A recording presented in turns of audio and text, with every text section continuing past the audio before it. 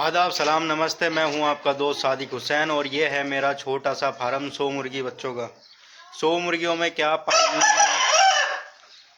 100 मुर्गियों को पालने में क्या खर्चा आ जाता है, 100 मुर्गियों को पालने में कितना कमा लेते हैं, 100 मुर्गियों को पालने में क्या क्या चीज़ें ज़रूरी हैं।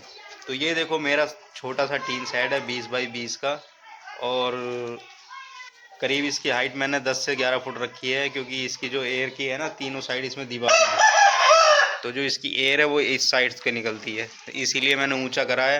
अगर 100 मुर्गी आप पाल रहे हो छोटी जगह में, अगर आपको पालनी है तो आप शेड नीचा भी बना सकते हो, लेकिन उसके चारों तरफ खुला होना चाहिए, एक तरफ से हवा बने और दूसरी तरफ निकल जाए।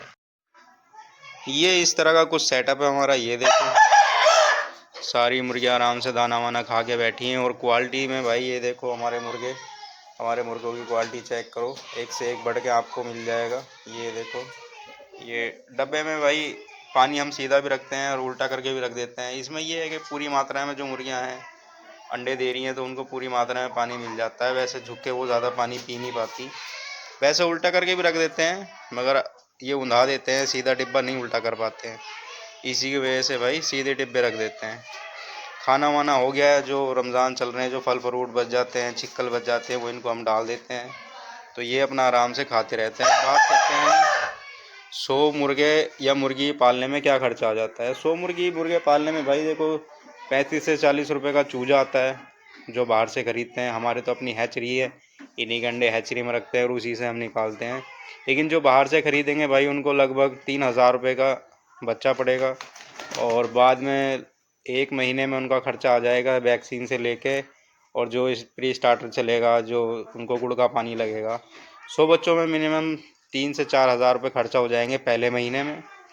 और पहले महीने के बाद जब दूसरा महीना लग जाएगा, तो दूसरे महीने में करीब 4,000 रुपये महीने का खर्चा आएगा। फिर उसका जो है खर्चा बढ़ता जाएगा। 100 मुर्गी के मान के चलो कि एक दिन में आपका 5 से 6 किलो दाना लगेगा, और 12 से 1400 रुपये का कट्टा आता है दाने का।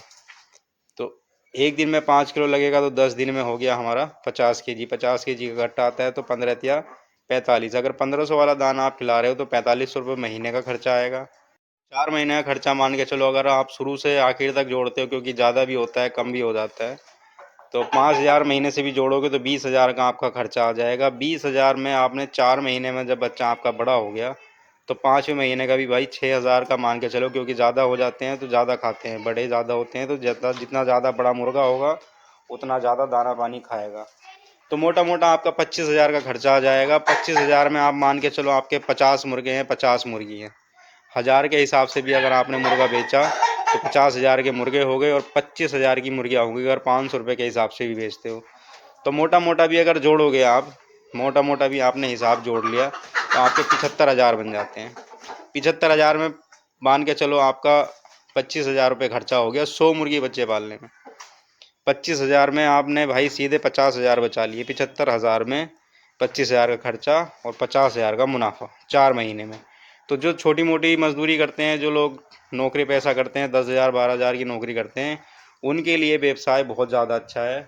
उनके लिए तो ऐसे है, जैसे मान लो आप जा रहे हो 400 रुपये की मजदूरी कर रहे हो, 12,000 महीने के, 12,000 महीने में भी 4-5 छुट्टी हो गई, तो छुट्टी में भाई आपका कट जाता है, तो आप वही बचा पाते हैं 10-11 हज़ार रुपये, और उसको आपको 8 घंटे काम मजदूरी करके देनी है। लेकिन इसमें ऐसा नहीं है।